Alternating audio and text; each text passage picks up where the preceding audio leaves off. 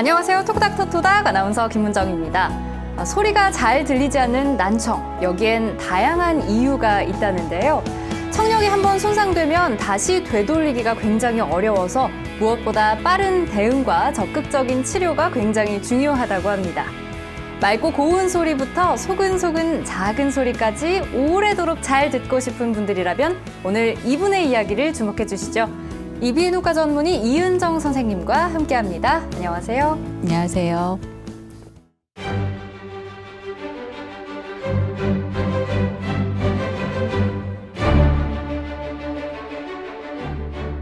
네, 오늘의 주제 난청. 정확히 어떤 상태를 말하는 건가요?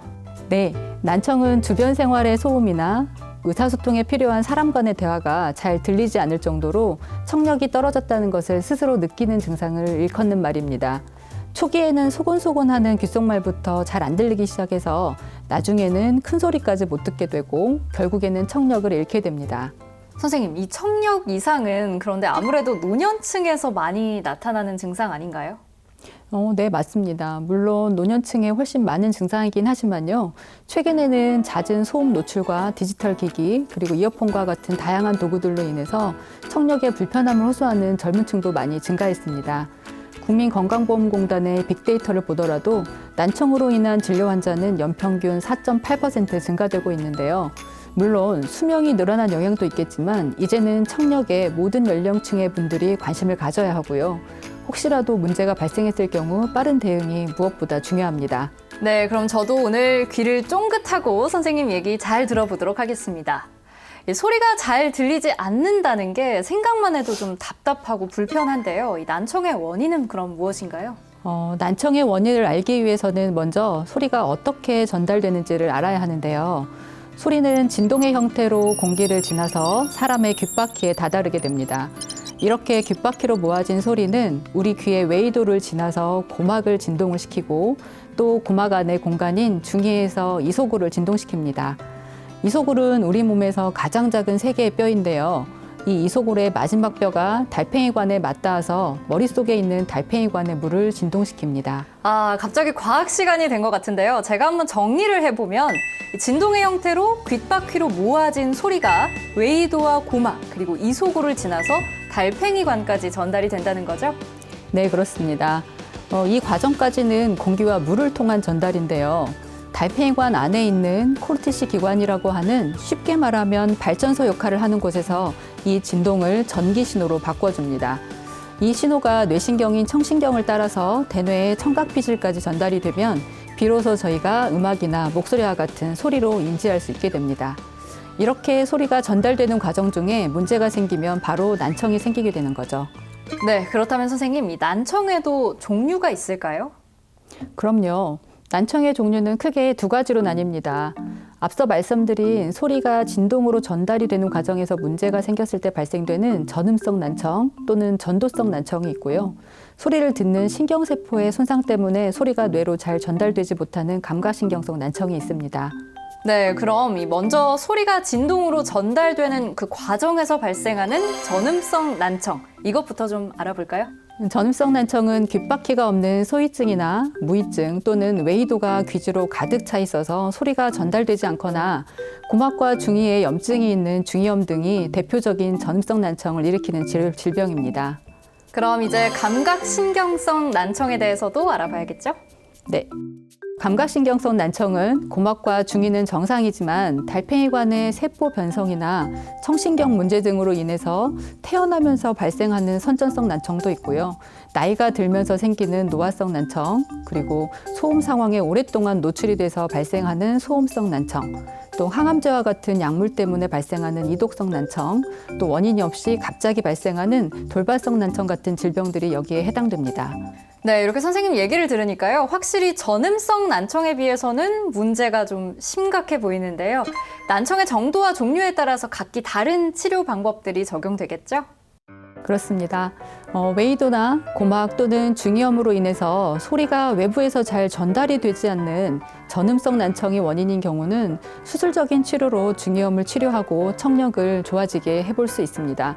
그러나 달팽이관의 노화나 신경 전달 경로가 문제가 있는 감각신경성 난청인 경우에는 난청의 정도에 따라서 청력을 좋아지게 할 수 있는 방법이, 즉 청각 재활 방법이 조금 다릅니다. 경도에서 고도 난청에 이르기까지 모든 난청에서 제일 먼저 시도해 볼 수 있는 것이 바로 보청기를 통한 청각 재활입니다.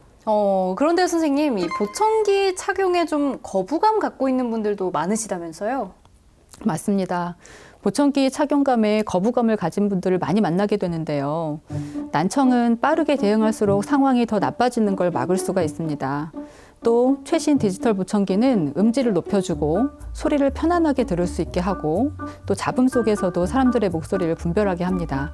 소리 발생기 기능을 추가해서 이명을 줄여주는 다양한 기능도 가지고 있습니다. 크기 또한 다양해서 난청 환자의 개개인의 웨이도의 모양이나 수술 여부에 따라서 눈에 잘 띄지 않는 초소고막형에서 많이 알고 계시는 귀걸이형이 있고요. 최근에는 귀에 꽉 맞게 착용하는 게 불편하지 않도록 개방형 보청기까지 개발이 돼서 모양 선택의 폭도 더 넓어졌습니다. 보청기에 대한 거부감이 큰 이유 중 하나가 외관상 다른 사람한테 눈이 띈다는 것인데요. 사실 제가 오늘 방송을 시작하기 전에 제 귀 양측에 보청기를 끼고 나왔습니다. 제 옆에 있는데도 전혀 알 수가 없을 만큼 지금 보청기를 끼고 계신 거죠? 네. 양쪽 귀에요? 그렇습니다. 자세히 보시면 이쪽이 저희가 귀속형 보청기를 제가 착용을 하고 왔고요. 반대쪽에는 저희가 개방형 보청기라고 하는 보청기를 끼고 나왔습니다. 잘 보이시나요? 잘 안 보입니다. 그리고 심지어 제가 이제 방송 중에 착용하는 인이어가 있는데요. 이제 목소리를 잘 들으려고 그것보다도 훨씬 더 작은 크기인 것 같아서 실제로 생활할 때 보면 왜 요새 무선 이어폰도 많이 끼잖아요. 젊은 그렇습니다. 층에서. 그것보다도 눈에 띄지 않을 정도로 정말 간편하면서도 생활에서 좀 디자인적, 심미적인 측면에서도 굉장히 좋을 것 같다 이런 생각이 드는데요. 네, 요즘은 블루투스를 이용한 이어폰도 많이 상용화가 되어 있고 이런 패셔너블한 장치가 많이 늘고 있는 추세입니다. 거기에 비하면은 오늘 제가 착용한 보청기는 외관상 알아보기 힘들 만한 크기가 되겠습니다. 배터리 역시 사용 시간이 늘어나고 기존 배터리를 교환하는 방식뿐만 아니라 충전하는 형도 개발되어 있습니다. 보청기를 사용하겠다고 마음먹는 것은 오롯이 난청 환자에게 달려 있습니다. 그래서 부정적으로만 생각하지 마시고 여러 보청기 모델도 직접 확인해 보시고 결정을 내린 이후에는 저와 같은 이비인후과 전문의와 왜 보청기가 필요한지 또 본인 청력에 어떤 형태가 적합할지 꼭 상담을 받으시길 바랍니다. 그럼요, 선생님. 이 보청기 외에 다른 청각 재활 방식으로는 어떤 것들이 있을까요?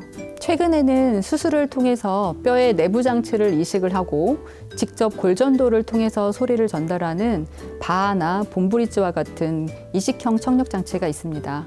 또 보청기의 사용으로도 충분히 청력이 개선이 되지 않는 경우에는 저희가 중위 이식술이라고 부르는데 쉽게 말씀드리면 이식형 보청기도 개발이 되어 있습니다.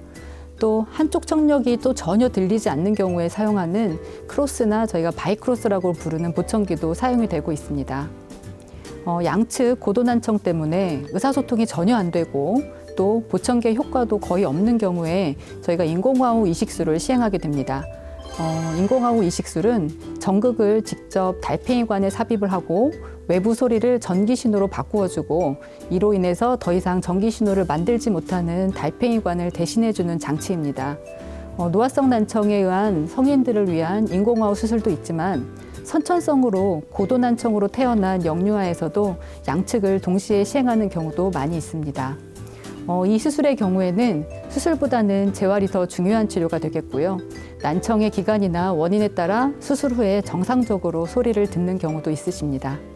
이렇게 난청의 원인이 무엇인지는 잘 모르더라도 문제가 있다면 사실 본인이 가장 잘 느끼고 알 텐데 청력 이상을 느끼는 분들은 지금 내 상태가 어떤지 또 얼마나 심각한지 너무 궁금해하실 것 같아요. 그래서 난청의 정도는 어떻게 나뉘는지도 궁금한데요.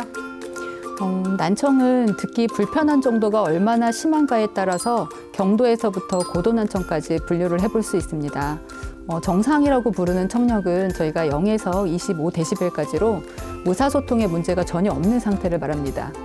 경도단청인 경우에는 주변이 조용한 상태에서 1대1로 대화하시는 것은 큰 문제가 없지만 속삭이는 귓속말이 들리지가 않습니다. 또 주변이 시끄럽거나 여러 사람들이 이야기할 때 듣기 힘든 증상이 발생합니다. 저희가 40데시벨을 넘어가는 중등도 난청부터는 대화에 상당한 지장이 생기는데요. 따라서 사회생활이 가능한 청력을 저희가 40데시벨 미만으로 정의하기도 합니다. 중등 고도 난청에서는 크게 소리를 질러야 대화가 가능하고요. 70데시벨 이상인 고도 난청에서는 대화가 불가능할 정도의 수준을 보입니다. 90데시벨 이상은 저희가 전농, 즉 귀가 전혀 들리지 않는 상태를 의미하게 됩니다. 따라서 40데시벨을 넘지 않는 수준인 경도난청 정도의 수준에서 보청기와 같은 청각재활 치료를 시작하시는 것이 의미가 크다고 볼 수가 있습니다. 네, 남아있는 청력을 지키기 위해서라도 적극적인 치료가 중요해 보이는데요. 이게 치매와도 연관이 있어서 정말 빨리 대응을 해야 한다, 이런 이야기도 들었거든요. 이게 맞나요, 선생님? 네, 맞습니다. 요즘 난청 환자와 치매의 연관성에 대한 연구가 많이 발표가 되고 있습니다. 난청이 있는 경우에 정상 청력인 사람에 비해서 경도 난청인 경우에는 치매 발생률이 2배, 중등도 난청은 3배, 그리고 고도 난청인 경우에는 5배가 높은 것으로 발표되었습니다. 이 정도면 발생률이 굉장히 높은 편인 것 같은데요. 그렇죠. 난청 환자가 치매가 발생하는 이유는 난청 환자의 경우에는 다른 사람들의 말을 잘 알아듣기 위해서 소리에 온통 신경을 기울이고 또 말하는 사람의 입모양을 뚫어지게 쳐다보게 됩니다. 인지 기능 중에 많은 부분이 청각을 위해 소모가 되는 거죠. 그러다 보면 기억력이나 감정과 같은 다른 곳에 사용돼야 될 인지 기능이 부족해지게 돼서 결국 치매 증상을 발생을 시키게 됩니다. 치매뿐만 아니라 잘 듣지 못한다는 것에 대해 스스로 자존감이 무너지고 또 사람을 기피하게 되고 혼자 생활하시는 분들도 계시는데요. 이런 경우에 정서적으로 우울감이나 불안감이 생기는 경우가 많습니다. 결국 난청은 단순한 의사소통의 불편함뿐만 아니라 치료하지 않는 경우에 치매로 인한 인지기능 감소와 정서적인 문제까지 동반할 수 있는 복합적인 질병입니다. 네, 그래서 부모님이 연세가 있으시다거나 혹은 오디오 기기에 노출이 많이 되는 아이들이 있다면 청력 이상 유무 잘 살펴보는 것도 정말 중요할 것 같은데요. 난청의 진단은 그럼 어떤 과정을 통해서 내리게 될까요? 소리가 잘 들리지 않아 병원을 내원하게 되면 언제부터 잘 안 들리기 시작했는지, 난청이 서서히 진행했는지, 돌발적으로 갑자기 생겼는지, 또 귀에서 물이 나온 적이 있는지, 이명이나 어지러움이 같이 동반이 됐는지 본인이 느낀 이상 여부를 말씀해 주시면 됩니다. 문진 이후에 웨이도나 고막을 관찰을 해보고 청력의 기능을 살피기 위한 청력 검사를 시행하는데요. 혹시 건강검진상에서 청력에 문제가 없다 했던 경우일지라도 건강검진에서는 40데시벨을 기준으로 정상과 비정상을 판정하기 때문에 경도난청인 경우에도 정상으로 측정될 수가 있습니다. 본인의 청력 이상을 잘 파악하는 것도 중요하고요. 같이 사는 가족이나 주위 분들이 대화가 힘들어서 답답해 하시거나 텔레비전 스피커 소리를 점점 키우거나 사람들이 많은 곳에서 의사소통이 힘들어하는 증상이 있는 경우에는 청력에 대한 정밀 검사를 꼭 해봐야 합니다.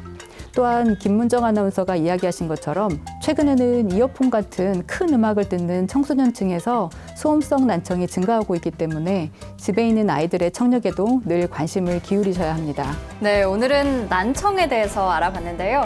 무엇보다 가족과 주변 사람들 그리고 본인의 일상적인 모습들을 통해서 이 청력 이상 유무 잘 살펴봐야겠습니다. 토크닥 토닥 다음 시간에도 열심히 준비해서 유익한 의학 정보 전해드리도록 하겠습니다. 함께해 주신 시청자 여러분 고맙습니다.